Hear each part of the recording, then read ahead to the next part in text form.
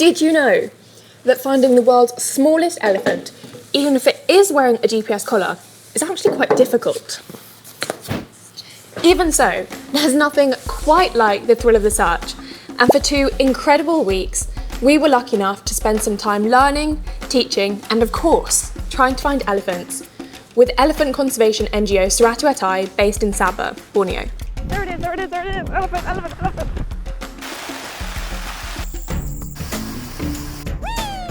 So come with us and follow our journey as we find out how elephants traverse electric fences, why a Bornean elephant is not the same as a pygmy elephant, and crucially, as we eat our body weight in rice.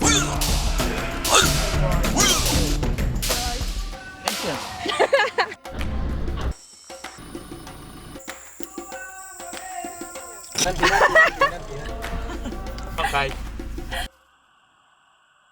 I'm in a cave full of cockroaches. Look at that ass.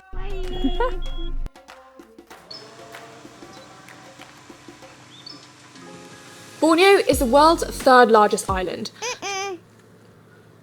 No. No, you wouldn't count Australia because it's a continent. If you start counting continents, there's a slippery slope. Borneo is the world's 3rd largest island when you discount continental land masses, and it's shared between the countries of Indonesia, Malaysia, and Brunei.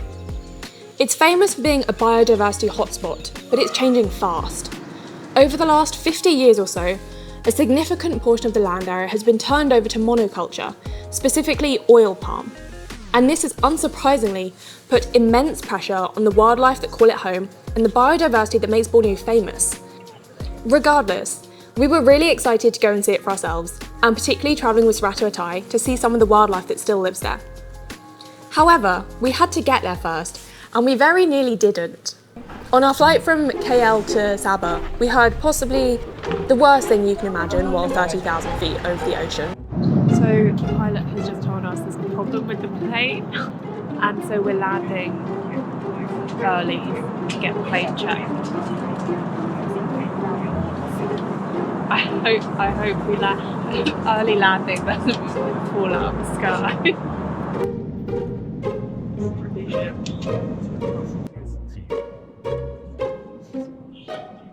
The wrong bit of Borneo, but we made it to Borneo.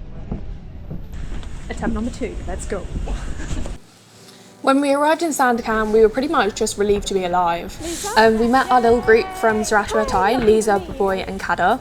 Luckily, we all ended up getting along really well because the first thing we did was get in the car and drive 3 hours through the growing darkness towards Tulapid, which was where we were going to spend the first 4 or 5 days.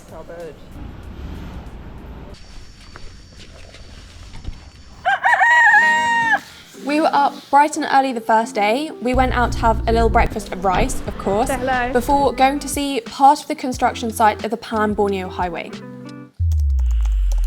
There are about, at last count, 2,000 Bornean elephants left in Sabah. They live in 3 distinct populations, the largest of which is a central area which includes the Tawai Forest Reserve. Recently, construction has begun on the Sabah section of the Pan-Borneo Highway, and the decision has been taken to cut straight through the Tawai Forest Reserve, which is a Class 1 protected forest reserve. This is the highest designation of protection you can give to a forest. It's kind of eerie with all these jungle noises. It's like whining insects, and then the construction noise in the background, and just this like dead zone cut right through the middle of the forests. Feels like the kind of thing that you see in documentaries about people destroying the world, but it's right here. Lots of NGOs campaigned against this, but Dr Farina from Seratu Aatai can explain this better than I can. We start seeing that villages, communities, the last time they saw elephant was like 30 years ago, 20 years ago. Elephants are coming back because we are compromising part of their habitats. So, first of all, elephants are losing their home, and now they are going to other area, and it will create more conflicts.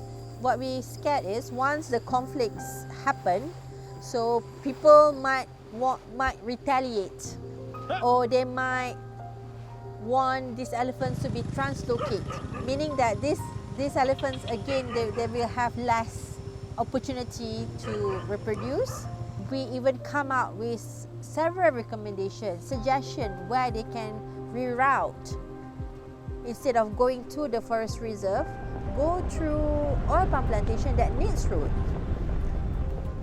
But it wasn't taken into consideration. It's not that we're against the development. You can develop, but can we find something that is win-win situation? So in conclusion, it's a bad idea. Either way, I'm really glad that we were able to go see the construction site. It did kind of feel like standing on the brink, looking over the precipice. But before we get into spiralling existentialism,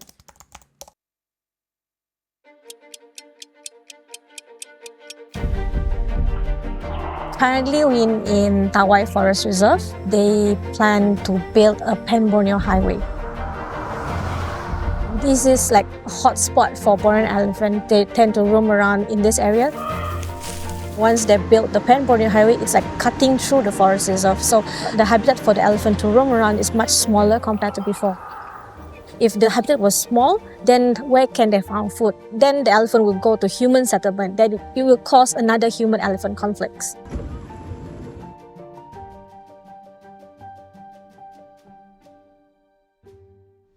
I'm glad that we had the drone with us to document this particular part of the trip. The perspective that you get on the drone is obviously perfect for when thinking about a massive, massive construction site like the Pan-Borneo Highway. If you haven't watched our previous video on our trip to Timor-Leste, go check that out. When we were in Timor-Leste, we kind of tested the lateral limit, so we sent the drone 10 kilometers out. In Borneo, we tested the vertical limits, so we were far away from any airport restrictions in a very remote area.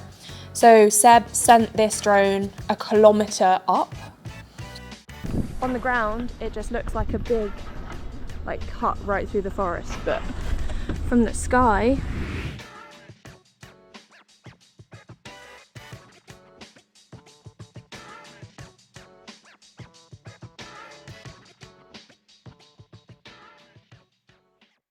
like lots of drones, the DJI Mavic Pro 4 can also do 360 pictures.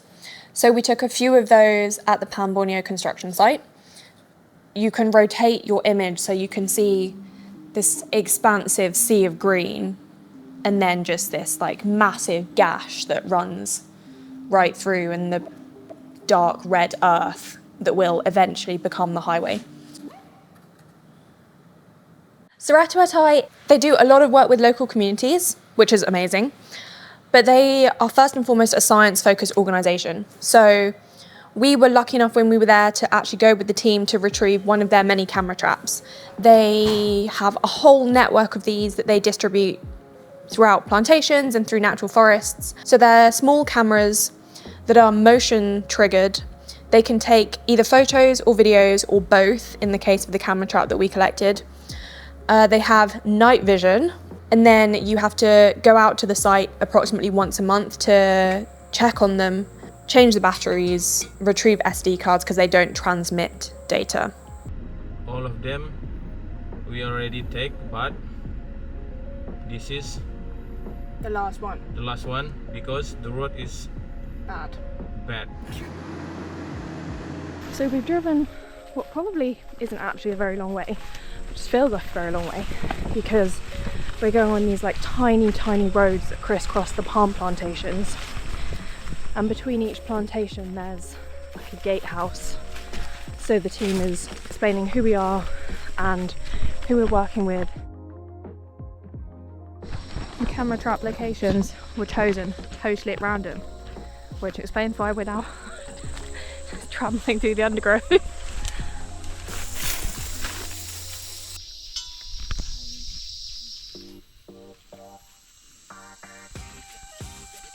There's a small screen on the camera trap so you can preview what it's seen.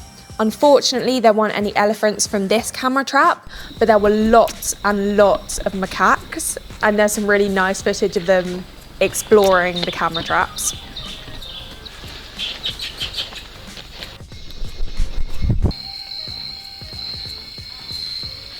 It's just been brought to my attention that I've been bitten by a leech. Ew. Apparently.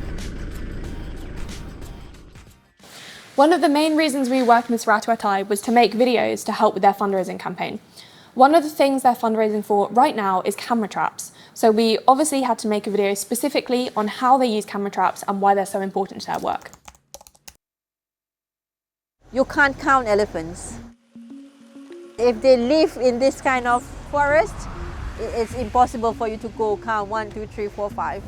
We use camera trap as a tool for us to monitor and to estimate the population size of these elephants. That's the best way for us to learn about our Bornean elephants. Unfortunately failed to spot any elephants on the camera trap. We were hopeful that we would be able to find them in a more active way because Seratu Aatai also collars elephants.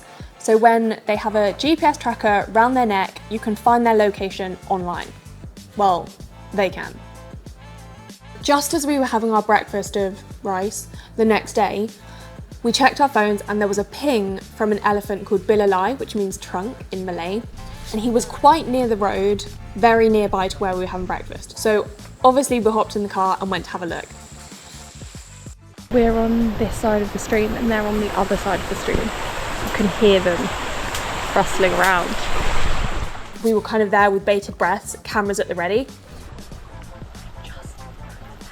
And then Bilalai crossed on the other side of the stream and then like hid under a palm tree and then walked away and disappeared, never to be seen again. But that was our first elephant encounter in the wild and it was so magical. It was so big. Bornean elephants are sometimes called pygmy elephants. Elephant cranes. Not that pygmy. But they are not, and Dr Farina is very clear on this. At the beginning, I wasn't really upset when people call the pygmy elephants, but there are more and more misunderstanding about the Bornean elephants just by calling them pygmy elephants. Our Bornean elephants are normal Asian elephants. We used to have pygmy elephants, but they have been extinct thousands and thousands years ago. When people come here, they imagine that they will see like a very tiny elephants, and they thought that why can't we coexist with elephants? Because you are living with tiny elephants, right? But no, they are not. They are the smallest, but they are not pygmy elephants. We spent a couple more days in the Twai area, filming with the team. More of the Pan-Borneo Highway, some more aerial shots of plantations. One of the other things that Seratu Aatai is currently fundraising for is another four-wheel drive truck. So these are really important because basically they allow them to do their job safely. They have this phrase, Jalan Bulan, which means road that's like the surface of the moon. They are not lying. So we wanted to create a really fun video that captures the dynamism of having to use this 4x4 vehicle in this crazy, crazy landscape. So we had two cameras set up on either side of the stream, and the drone was hovering slap bang in the middle of the stream to capture the car going through the water in slow motion. We also wanted to utilize some of the drone's kind of preset capabilities. So we have some really nice shots of the drone pulling back and then the gimbal doing a 360 spin and the car coming towards the drone. This was absolute chaos to film, but I think the final shot looks really good. And we were also able to match it to similar shots on a motorbike and also on a boat.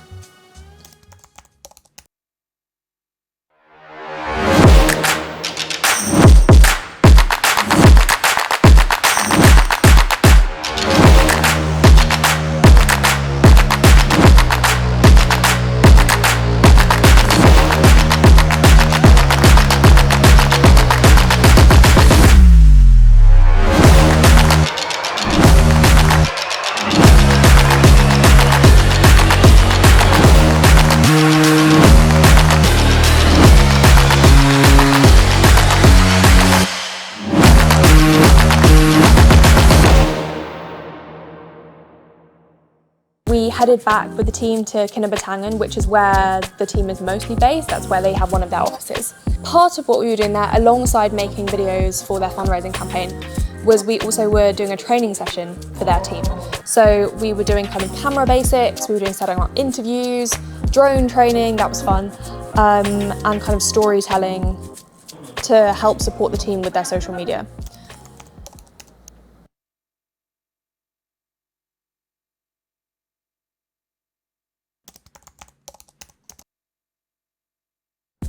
Kinabatangen is probably the place to go for tourists going to Borneo to look at wildlife.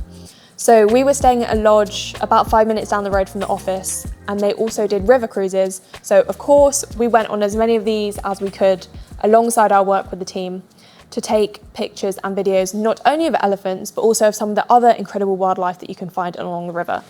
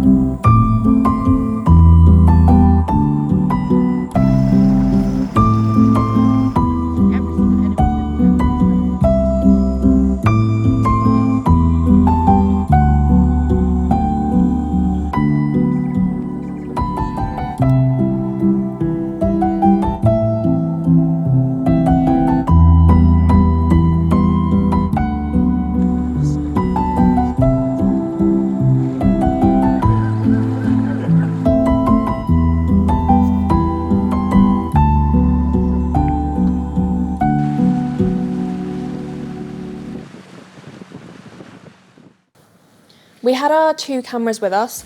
This is the Lumix GH5 II. This is our long lens, so it's a 100 to 300, but because it's a micro four thirds, it's essentially a 200 to 600. So the reach on this is pretty good. The Sony that we're currently filming on has a 24 to 100 lens, so the reach is much, much less. However, the stability on the Sony is much better. The video quality is also much better. However, I think some of our favourite videos were actually taken on the Lumix. So at this point we were getting a little bit concerned that we hadn't seen elephants, particularly given that we were filming with an elephant conservation charity. We'd wrapped up one of our morning training sessions and we'd checked the GPS tracker and we'd seen that there was one elephant, Max, in a plantation nearby. So after lunch we headed out there to try and find him. This was our second attempt trying to find Max. The first attempt the day before, he'd actually chased someone and we'd all had to hide. So we were slightly trepidatious, slightly concerned about how this was going to turn out. But we headed into the plantation, hoping to find him. It just started to rain. We got out of the car and he was right there in the plantation. He was walking quite fast, so we had cameras out. We were trying to get shots of him walking because we were worried that this was the only opportunity we were going to get. There it is, there it is, there it is, there it is. Elephant, elephant, elephant. He walked up to the top of the hill. We're running after an elephant. And then he crossed the road right in front of us. Oh, we've come across the road.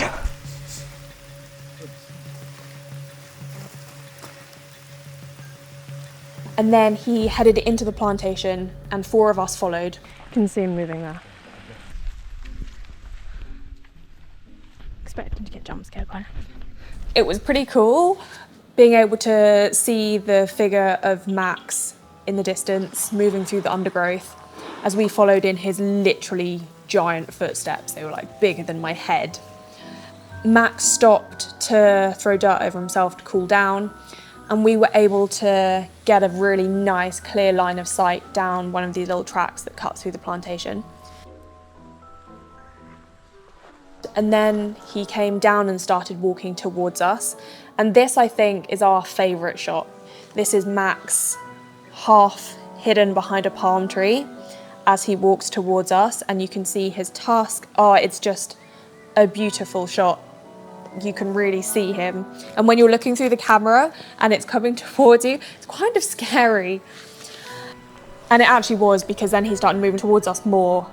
And then we all thought we might have to run for our lives, but luckily we didn't. Max actually turned and ran for his life. And then we followed. We were conscious of keeping a safe distance, of course, not disturbing him. So we were hiding behind trees, we were ducking behind like big patches of fern, while Max was just kind of chilling out, eating.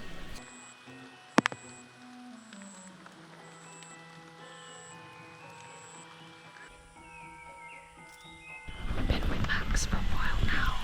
He's down over there. But he keeps poking his head out from behind a tree.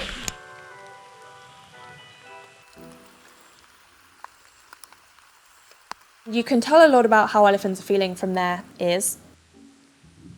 So when their ears are flapping and they're just kind of happily eating, they're chilled. It's when their ears stand out and stop moving and their trunk comes up and you can see them sniffing the air, that's when they're alert. And then we didn't quite get to the stage where they start stamping their feet and then actually stampeding, so we didn't have to worry about that. But when Max's ears came out and trunk came up, we were ducking. It was a really surreal moment. I've been shooting for a while, so this camera with the big lens is locked up. It was raining, it was humid. We were filming for quite a long time in quite long bursts, so the camera was going pretty hot. But sadly, this became unusable, so we were just using the Sony towards the end. Anyway, we let Max go and then met up with the rest of the team who were using the satellite tracker to try and get a signal from Max's collar. We headed back to the cars and then on our way out of the plantation, we entered the chipping area. Oil palm has a lifespan of about 25 years. At the end of that, they cut down the oil palm so they can replant new ones. And this is basically a free buffet for the elephants because they come out and they feast on the already cut down trees.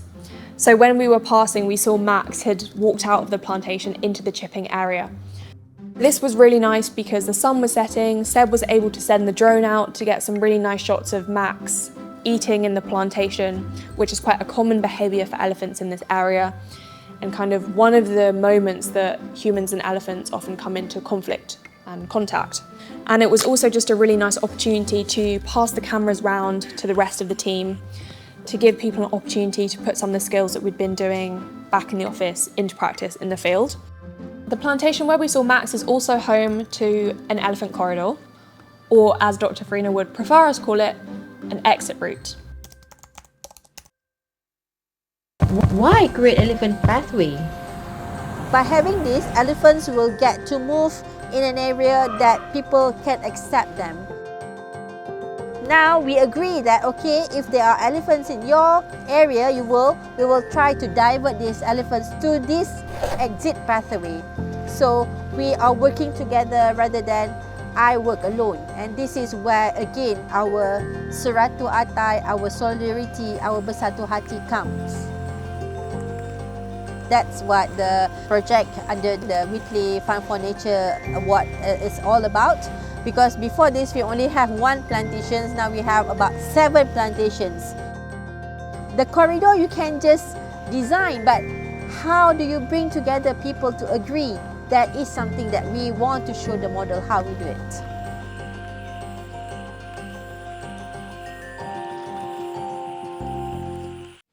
We were super excited to try and get some shots of the female herd. They normally can be found along the banks of the river, so we headed out on the boat to try and find them.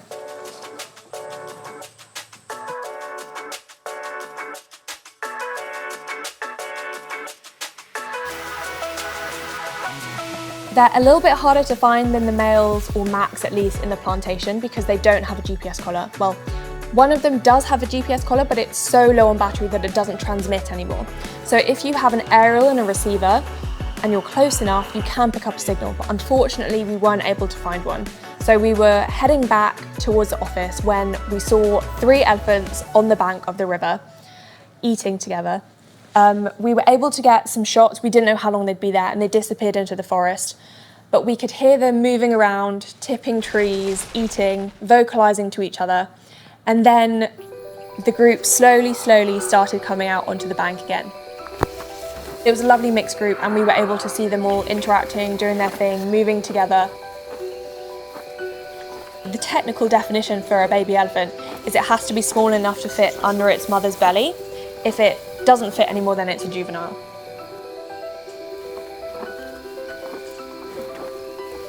Some of the baby elephants, or the juveniles, the young ones, were eating from their mothers' mouths as well, and some were still suckling.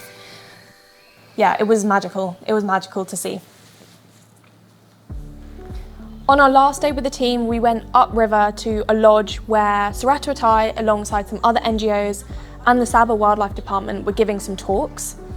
On the way home, about dusk, we were finally able to get some time with Farina to interview her. We ended up doing it right on the front of the boat with the gorgeous setting of the Kinabatangen behind her. I must say the low light performance on the Sony was incredible. I could barely see with my eyes, but somehow the Sony was still pulling it out of the bag with some amazing footage. I'm so glad we were able to do it because she is an incredible speaker. She is so passionate and knowledgeable, and that really shines through when she speaks. I think all of us were on the brink of tears at least twice. So I was following Sandy, one of my favorite male elephants. He was walking and I was following him, and suddenly he came upon electric fencing, and he touched it a bit and he got shocked.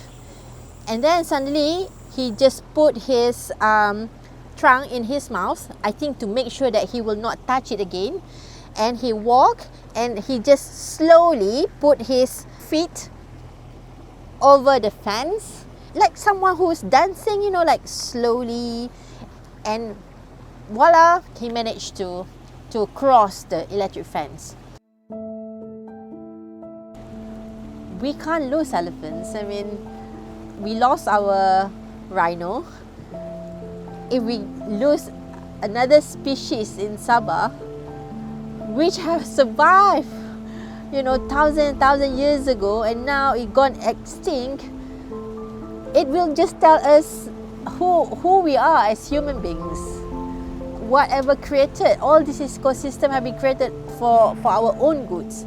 So what we are protecting is protecting humanity.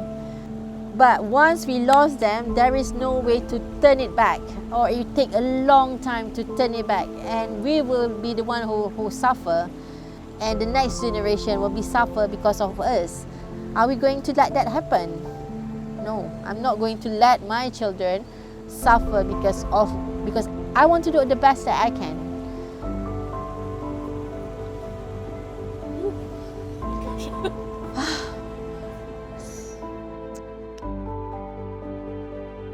She cares so much for these animals, and her passion is contagious. And I really hope that we were able to show this in the video that we put together for Seratu Aatai, which we can show you now.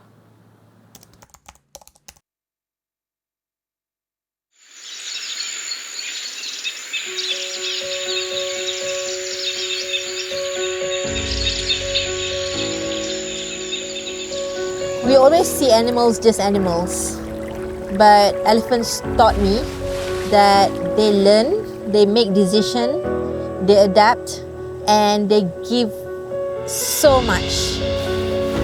I learned how to become a better human being by looking at them, the way they look after their family, nobody left behind, they give and take.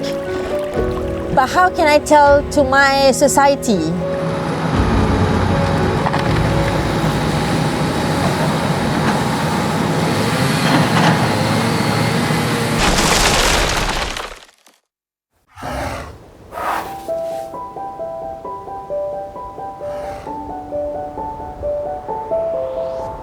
We have about 1,000 Bornean elephants left. That is not a lot. And right now, their homes are being disconnected. They already have very low genetic diversity. Now, because of this fragmentation and isolation, they're going to reduce more and more. Almost 80% of this area has been converted into monoculture plantations. And what's left here, as you can see, is very tiny. We know that a small populations of wildlife can survive, and Bornean elephants have proved that. They survive, and even right now they are adapting to all the changes that we done to their habitats, to their home. They are survivor. For me, that's what makes them special. Seratu Aatai means solidarity. Bersatu hati. Elephants are belong to all of us. We want to tell people that it's not belong to NGO, it's not belong to scientists, it's not belong to government, it's belong to all of us. All of us have come together to help them. I just want to invite everyone who live near and far. All of us can play our role. It doesn't have to be only me and my team in Seratu Aatai that are here to help the elephant.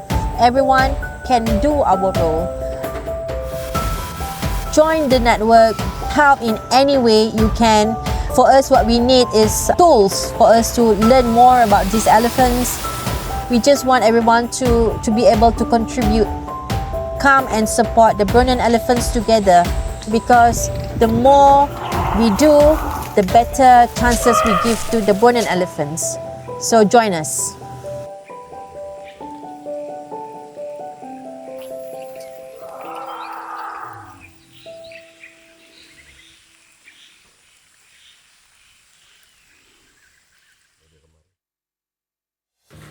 We had an amazing time with Seratu Aatai in Sabah.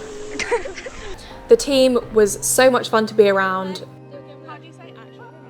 So knowledgeable, kind, passionate. Also really easy to teach, which made our jobs a whole lot easier. Oh, you've taken video? No. Yeah, this is the video. We're super happy with the footage that we got there. I think our only regret was not having a longer reach lens for the Sony. If you've enjoyed this video or the videos that we've made with Seratu Aatai, please like, subscribe, do all that stuff. If you're able to, I would love if you could make a donation to Seratu Aatai as well. Their work is so important and totally reliant on donations. There's a link to their website and how you can donate in the description below. But that's all for this one. Thanks for following along and see you soon. Okay. Bye.